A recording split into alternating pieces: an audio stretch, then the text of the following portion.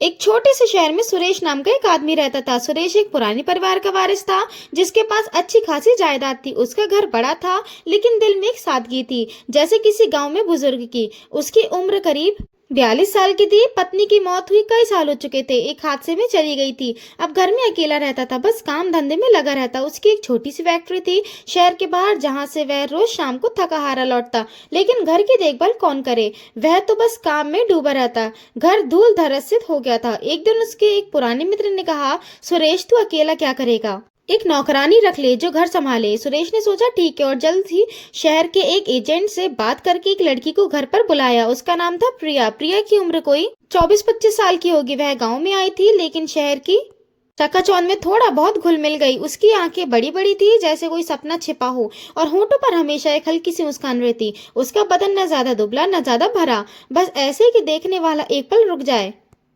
बाल लंबे घने काले जो पीठ पर लहराते रहते। जब वह काम करती तो कभी कभी बाल चेहरे पर आ जाते, और वह उनसे बड़े नाच से पीछे सरका देती। उसकी चाल में एक लय थी, जैसे कोई हल्का सा संगीत बज रहा हो। प्रिया की त्वचा नरम लगती, जैसे रेशम की तरह, लेकिन वह दिल की साफ थी, बस काम में लगी रहती, कोई फालतू बात नहीं। वह घर आई और पहले दिन से ही काम पर जुट गई। सुरेश ने सोचा अच्छा हुआ, अब घर ठीक रहेगा।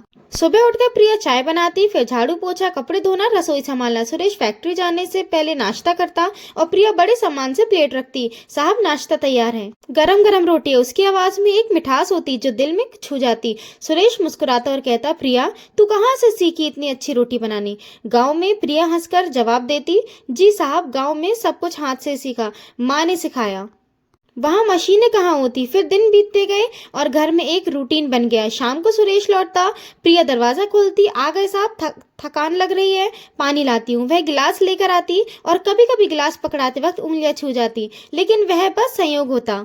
सुरेश कहता, प्रिया आज फैक्ट्री में बहुत काम था, कमर दर्द कर रही है। प्रिया कहती, साहब आप आराम कीजिए, मैं खाना गर्म कर लाती हूँ। लेकिन वह कभी मालिश या दबाने की बात नहीं करती, बस काम पर लग जाती। सुरेश को लगता शायद वह मालिश करवा ले, लेकिन कहता नहीं। एक शाम सुरेश घर आया तो देखा प्रिया रसोई में बर्तन धो रही थी। उसके कपड़े थोड़े गीले हो गए थे, पानी की बूंदें गले पर टपक रही थी, वह उन्हें पोंछ रही थी। सुरेश ने पूछा, प्रिया क्या हुआ, तू इतनी भीगी क्यों। प्रिया मुड़ी और बोली, साहब बस बर्तन धोते वक्त पानी ज्यादा गिर गया, आप बैठिए मैं चाय बनाती हूँ। सुरेश सोफे पर बैठ गया, लेकिन उसकी नजर प्रिया पर टिकी रही। प्रिया की साड़ी बदन से चिपक गई थी, और वह चलते वक्त थोड़ा संभल कर चल रही थी। सुरेश ने कहा, प्रिया तू अच्छा काम करती है, घर अब चमक रहा है। प्रिया शर्मा गई और बोली, धन्यवाद साहब, मैं तो अपना काम करती हूँ। फिर बात खत्म हुई। प्रिया ने चाय दी, सुरेश ने पी ली। रात को प्रिया अपने छोटे से कमरे में सो गई, जो घर के पीछे था। सुरेश अपने कमरे में, लेकिन उसके मन में प्रिया की वो सादगी घूम रही थी। अगले दिनों में सुरेश और प्रिया की बातें बढ़ने लगी। सुबह नाश्ता पर सुरेश पूछता, प्रिया तेरे गांव की क्या याद आती है। प्रिया हंसकर कहती, साहब वहाँ खेत नदियाँ सब हरा भरा, मैं बचपन से काम करती हूँ। यहाँ शहर में सब तेज है, लेकिन अच्छा लगता है। सुरेश कहता, हाँ शहर में सब भाग दौड़ है, लेकिन तेरे जैसी साथी अच्छी लगती है। प्रिया की आंखों में चमक आ जाती, साहब आप भी अच्छे हैं, कभी डांटते नहीं। एक दिन प्रिया सुरेश का कमरा साफ कर रही थी, तो वहां एक पुरानी तस्वीर मिली सुरेश की पत्नी की। प्रिया ने पूछा, साहब यह कौन है। सुरेश उदास हो गया, यह मेरी पत्नी है, प्रिया गुजर गई।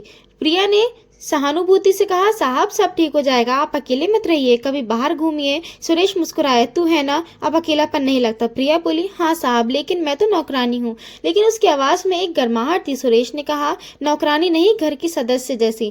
प्रिया खुश हो गई, लेकिन अपनी हद जानती थी।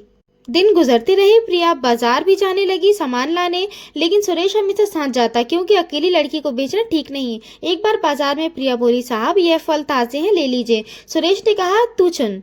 प्रिया झुकी तो उसकी चुनरी सरक गई, बाल चेहरे पर आ गए। सुरेश ने कहा, संभाल ले प्रिया।